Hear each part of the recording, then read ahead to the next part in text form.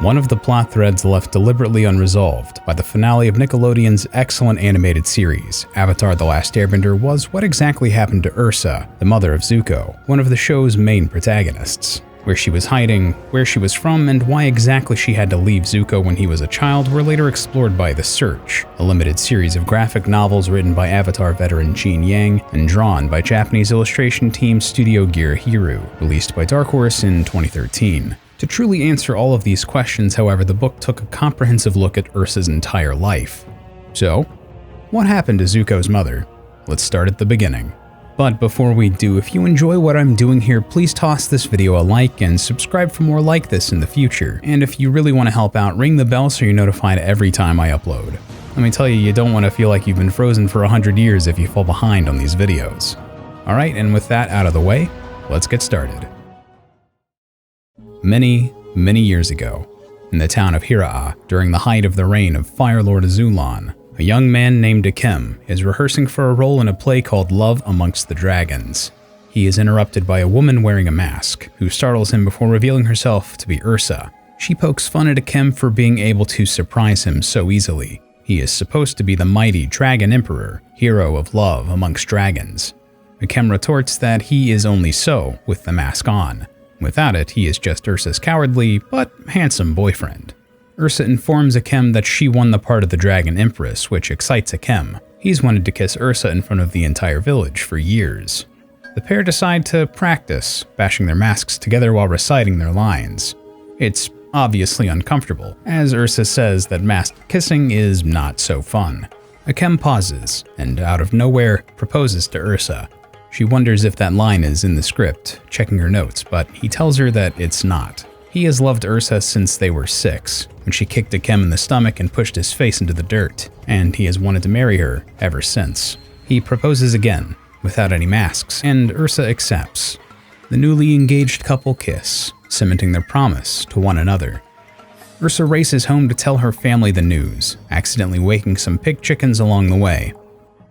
However, as she bursts into her home, she finds her mother weeping over an old headdress, the one worn by Ursa's grandfather, Avatar Roku, before his death. Ursa asks her mother what is wrong and where her father is. She tells Ursa that he is out back with a visitor before insisting that she loves Ursa and hopes that she knows that.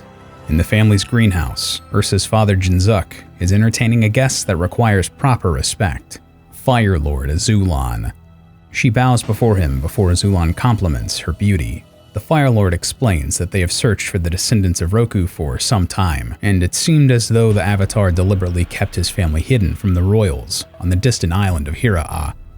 The Fire Sages have foreseen that the joining of the royal family with the former Avatars will yield offspring of great power, a bloodline that will ensure their rule for centuries after Azula has died.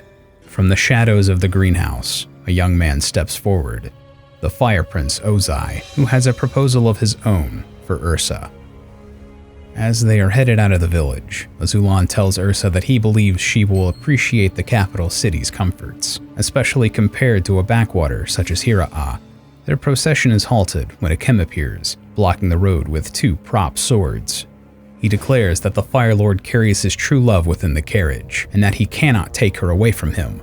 The royal guards laugh at Ikem, and Azula orders them to take care of him. However, Ikem is surprisingly deft with the wooden weapons. He takes advantage of a fire blast from one of the soldiers, lighting his sword ablaze and throwing it at his opponents. Still, Ursa knows that he will not last long. She begs Ozai to call off the guards. Ikem is a childhood friend, and he is just confused. Ursa promises that if they don't hurt him, she can get him to leave, and even proclaims Ozai to be her love. The Fire Prince steps out of the carriage, telling the soldiers that they have done enough. Ursa exits as well, telling Ikem to go home. He pleads with her to stay. Whatever the royal family is offering isn't worth the pain of never belonging they will both feel if she leaves.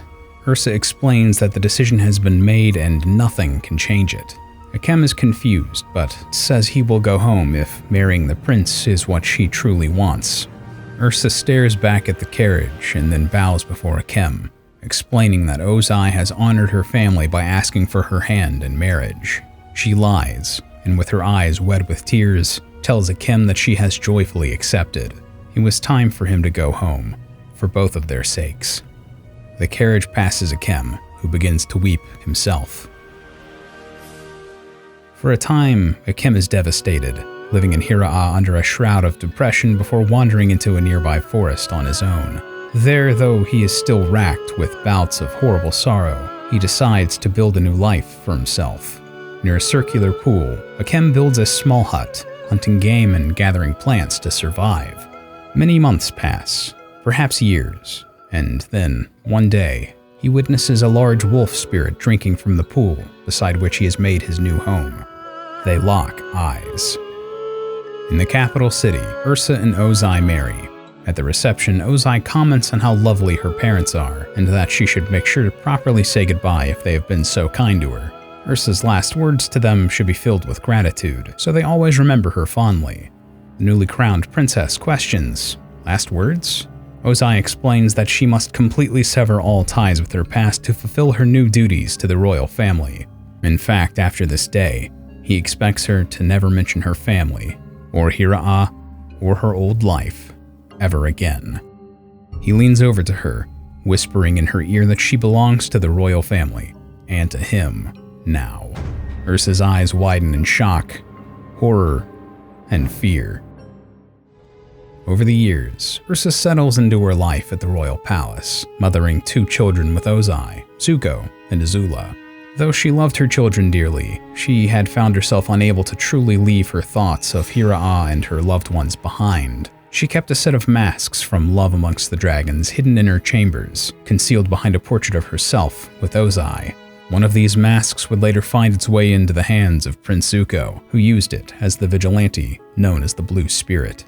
Despite Ozai's orders to never contact her family again, Ursa also wrote to those she cared for in her old life, employing a palace handmaiden named Alua to make sure they were delivered to Hira'a discreetly.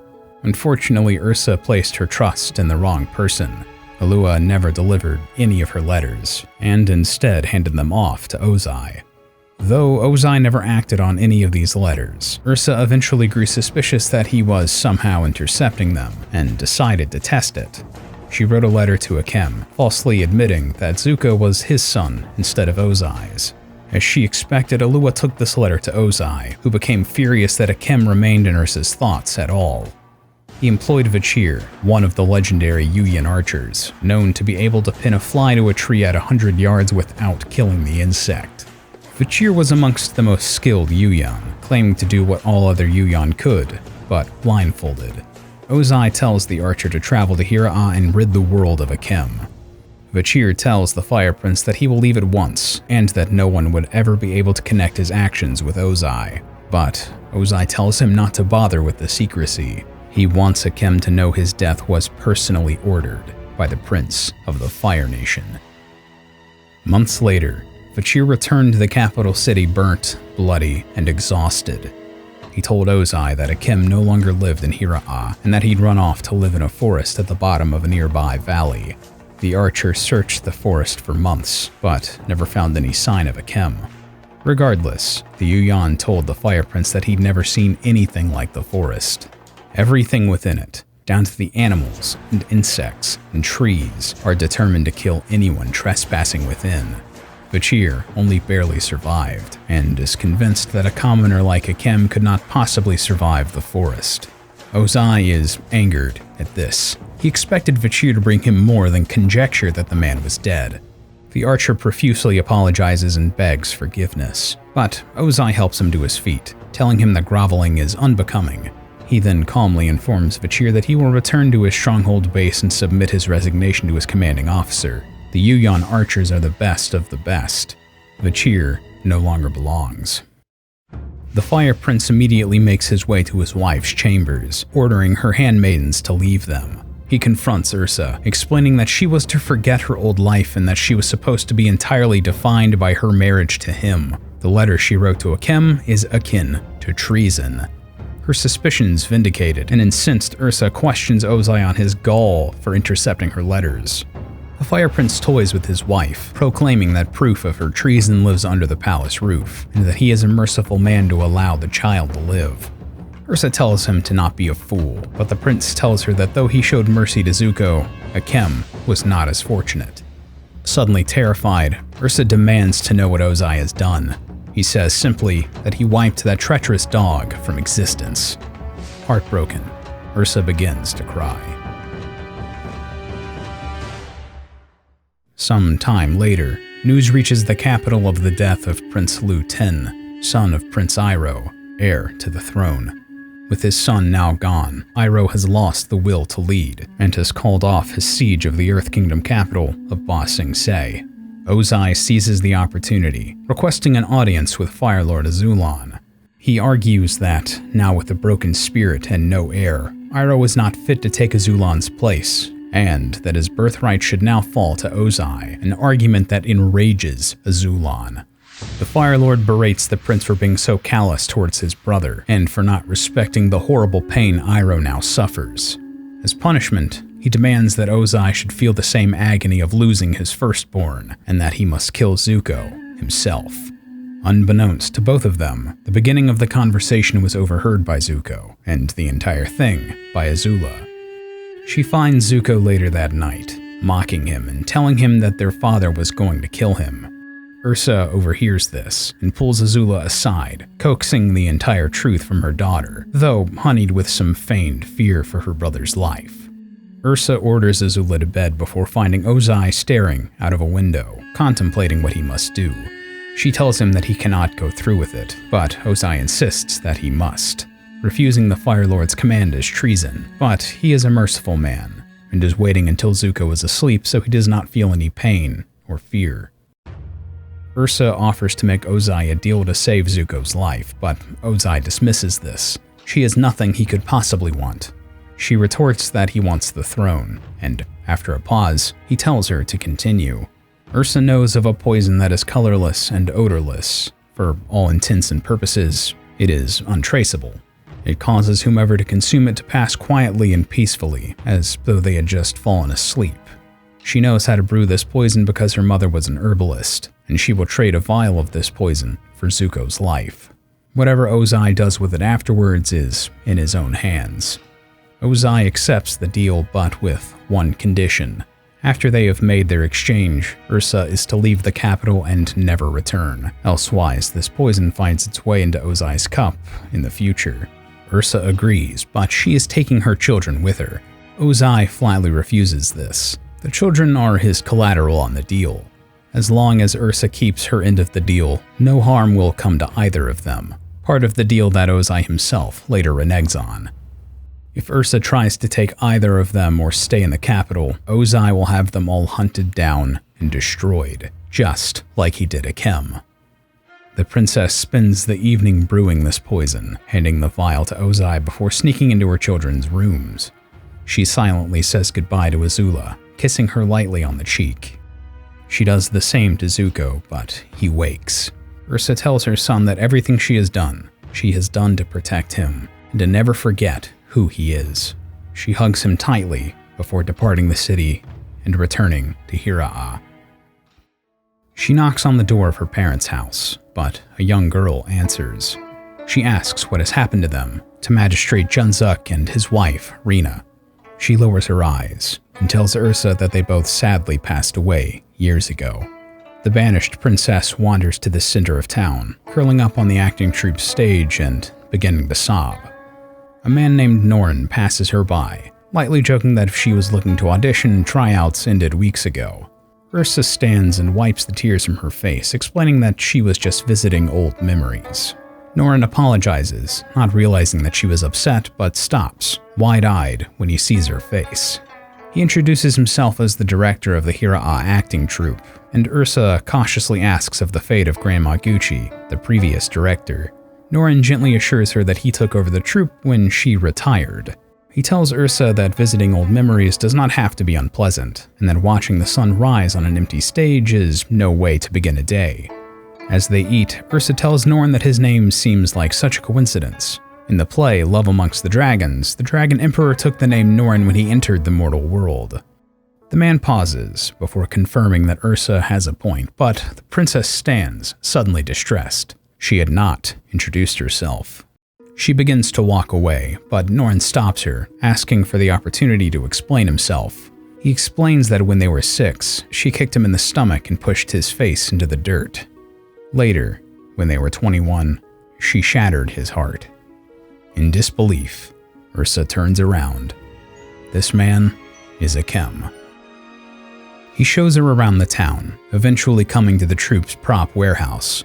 Ursa jokes about the clutter. Norin doesn't appear to be any more organized than Grandma Gucci was. On the wall rests a set of masks from Love Amongst the Dragons. Ursa examines them, commenting on their beauty, and telling Norin that she had a set made in secret at the palace to remind her of Hira-Ah, the acting troupe, and of Ikem. Norin explains that after Ursa left, Ikem died in a figurative sense. Everyone in the town would come up to Ikem and tell him that everything was going to be okay, but deep down, they all knew that wasn't true. At other times, people simply stared at him as if he had been disfigured. Ikem concluded that it was too painful to remain in the town even though it was the only place he had ever called home. He wandered into the forest, into the Forgetful Valley, hoping to lose the memories that had brought him so much pain. There, he encountered apparitions from the spirit world, beings he only thought were folklore. He explains that, occasionally, a spirit walks through the forest and will grant those she encounters with a new face. Norin came back to Hira-Ah a different man, with a new identity and a new life.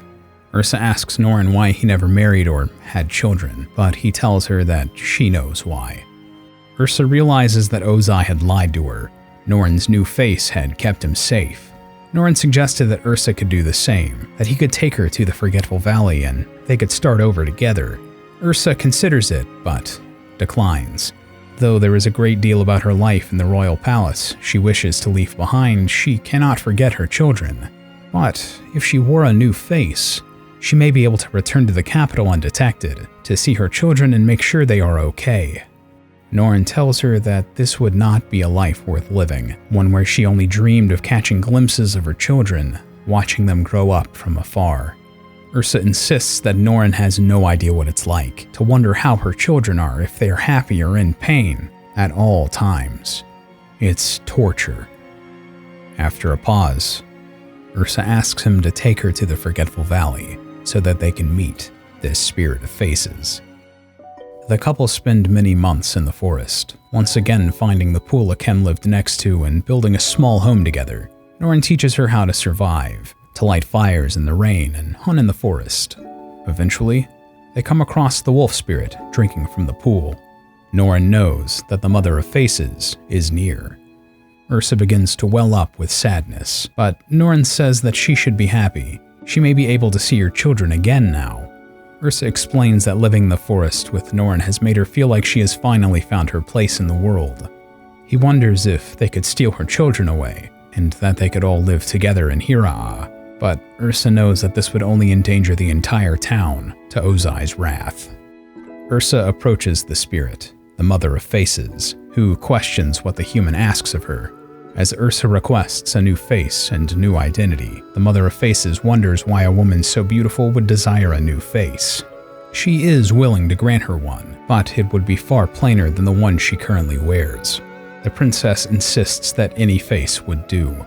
As Ursa examines the new face offered to her, the mother tells her that she senses much pain within the woman and questions if a new face would truly ease it. The answer is no, Ursa replies. Her pain comes from memories of a life she had no choice in. The mother tells her that she can give Ursa a new mind along with her new face, one that would not remember the pain of her previous life. Shocked, Ursa asks if she would remember Norin. The mother tells her that she will, if he is not part of the life she wishes to forget. Staring at the dirt, arms held to her chest, Ursa then asks of her children. They are part of the life she wishes to forget, so she will forget them. The mother tells her that a decision must be made. Ursa begins to cry, apologizing to Zuko, to Azula. She will take the new mind and let go of her old life. The mother tells her to hold still, molding a new face onto Ursa's body.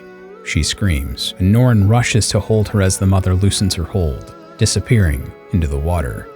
The woman, now called Noriko, asks for Norin, who tells her that he is right there. He will always be right there. Sometime later, the two wed in a ceremony attended by the entirety of Hira-Ah. They build a new home and a new life for themselves, eventually bearing a daughter named Kiyi. The family lived happily, Noriko in complete ignorance of her former life, until Avatar Aang and Fire Lord Zuko ended the 100-Year War. Ursa's son defeated her ex-husband and claimed the throne of the Fire Nation for himself, and set out to find his mother alongside Azula, Aang, and his other allies. Their search was not entirely a smooth one. Both Azula and Zuko had very different reasons for seeking Ursa out, and both had very different methods and goals. If you'd like to find out how Team Avatar found Zuko's mother, make sure you subscribe for my future video explaining that adventure. I must say I really appreciate that they made Ursa a character with such depth. One that makes mistakes, chooses to forget her loved ones in a moment of weakness and pain, and someone who wants to atone for those missteps. That makes her an incredibly interesting character. Her story is one that earns its place in the richness that is the Avatar universe. What other stories or lore would you like explained? Let me know down in the comments below. And don't forget to like this if you liked it and subscribe if you want more. And hey, you can hit that bell so you actually know when it comes out. As always, thank you so much for watching, and I'll see you next time.